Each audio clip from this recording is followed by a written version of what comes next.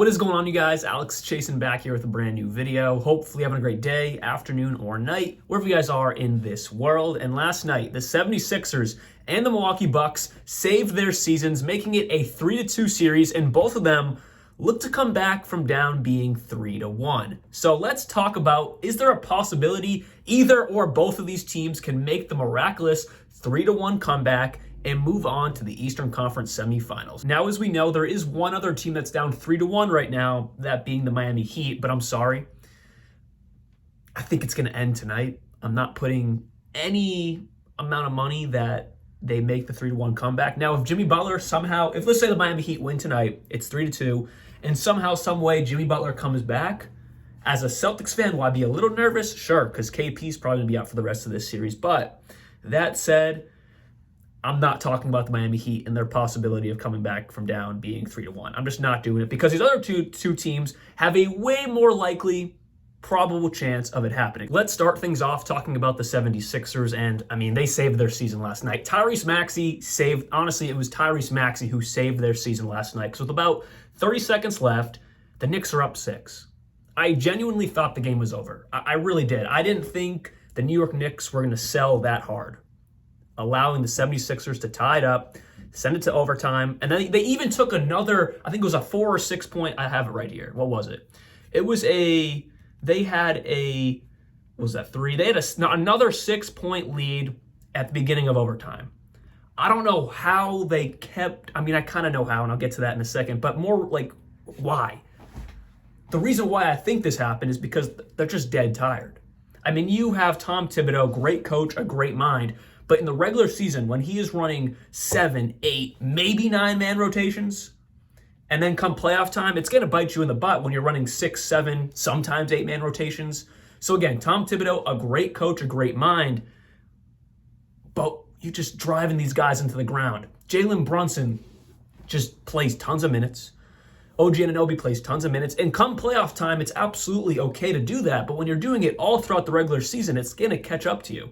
And I think those were some of the mistakes, not only being genuinely tired in the moment from a long damn game, but also just everything, all 82 games, all of what you've done so far in this postseason, just catching up to you. Because those just mistakes from Jalen Brunson, Josh Hart missing a clutch free throw in the fourth quarter, allowing Tyrese Maxey to come down to the other end, hit a 3 to send it to overtime. There was just little mistakes, some big mistakes that just compiled, and it just showed their just lack of energy. I mean, the biggest one was in overtime when Jalen Brunson turned it over with, about 50 seconds left maybe? It really sealed the deal. What was it? It was Jalen Brunson turnover. He was trying to get it to, right here with about 10 seconds left. Jalen Brunson turns it over, trying to give it to Isaiah Hartenstein. It was just a bad pass. 18 seconds left, excuse me. They were down 2. He was trying to take a 3. Nicholas Batum with a great closeout. Try to give it to Isaiah Hartenstein. Isaiah Hartenstein decided to cut to the basket, and it just went out of bounds. And that really sealed the deal for the Philadelphia 76ers to win this ball game. Just constant little mistakes to close out this game, and in overtime, that just really shut the door for the New York Knicks to close out this series and move on to the next round. And I am concerned because injuries have been a problem with this team as of late. Obviously, we know Julius Randle out for the regular season. Now we know Bojan Bogdanovic is out for the rest of this season. He's getting surgery on his foot, I believe. They are running really small rotations already. Now that guys are getting injured, Mitchell Robinson is still kind of coming back from injury, not playing as well as he usually does. He played all right, but not as well as we're used to him playing. But they're really running these guys into the ground. Josh Hart, 53, Jalen Brunson, 51, OG Anunoby, 50, which come playoff time makes absolutely sense. I'm not blaming them for doing this now, but it's the fact that they're playing 40-plus minutes, 37-plus minutes in the regular season. It's going to catch up to them. And I think that's where they are right now. And I think they can win this series. But the fact that it's now going back to Philadelphia, Joel Embiid, way too many turnovers. He has to clean them up. What he had? He had 9 turnovers last night. That's terrible. But he also had a triple-double. He had 19, 10, and 16, almost a quadruple-double with the turnovers. But, if you take away the turnovers, his impact on the game was amazing. And then, of course, Tyrese Maxey with 46 points, 9 assists, 5 rebounds. Flawless game for Tyrese Maxey, 17 for 30 from the field, 7 for 12 from 3, a great game. And then Tobias Harris, Toby decided to show up. Kyle Lowry didn't have his best game. He was kind of irrelevant, but he did have a couple steals on the night. everyone decided to show up for the most part for the Philadelphia 76ers last night. And I kind of coming into this series, I thought that maybe Joel Embiid, he could kind of get better as the series got on. I wasn't really sure how that take was going to be because, he was still coming back from injury. Maybe he was going to start off slow. But we're going to have to see how this next game is. If they win this next game, I think they can win a Game 7 in New York. Because they have the on paper, they have the better players because they're more healthy than the Knicks. I think if the Knicks were fully healthy, I'd lean towards the Knicks because they would be a better team, a deeper team. But as of right now, with the Knicks depleted and obviously tired, making sloppy mistakes in clutch moments, I think the 76ers have a chance to capitalize on that. Come being at home in Game 6 and then going back to New York, I think they have a good chance of winning this series. Let's jump now to Bucks versus Pacers, and I'm just going to make this very simple. They absolutely have a chance. TNT reported last night that Damian Lillard and Giannis Antetokounmpo have a chance to return in Game 6 at Indiana. Have a chance. It doesn't mean it's going to happen, but there is a chance. Now, if that's the case, I think there's enough said that they absolutely have a chance. Now, with Doc Rivers, they have not looked great in the back end of the season, now coming into playoffs. But if last night told you anything, this team can do it. I mean, you have Chris Middleton in this entire series looking like prime all-star Chris Middleton.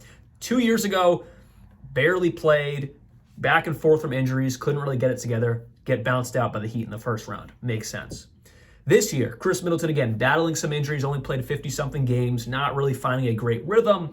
But now come playoff time, he has found his rhythm with 23 points, 15 points, whatever, but 42 points, 25 points, 29 points, shooting 50% from the field, 37% from three. He is showing his team, he is also showing the fan base that he is keeping this team afloat while the other guys try to get ready to come back. That's why I think there's a good possibility Damian Lillard and maybe Giannis. I think Giannis' injury is obviously more severe, so maybe not Giannis, but I think there's a great chance Dame is back for Game 6. And if Giannis wants to power through it, depending on where he's at in his recovery, I think there's an awesome chance they come back. I mean, I really do, because you're playing besides Pascal Siakam, a very inexperienced playoff team. I mean, Tyrese Halliburton, this is his first time in the playoffs. So I can see there is a way for the Bucks to manipulate that. Now, they do have Doc Rivers, who, as we all know, doesn't have the best track record. Now, in the first round, he's pretty good, but this is the first round, so maybe there's a chance. But come second round, I mean, it's all over. We'll see. But I think there is a good chance for the Milwaukee Bucks if Dame and Giannis come back. I mean, even not. I mean, look what they did.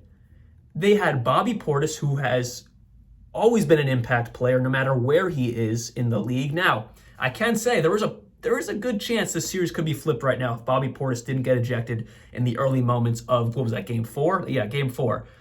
Because look, last night his impact was second to none. He was a plus 30, which I don't really read too much into that, but a plus 30, I mean, you gotta see that as something. With 29 points, 10 rebounds, just a fabulous game from Bobby Portis.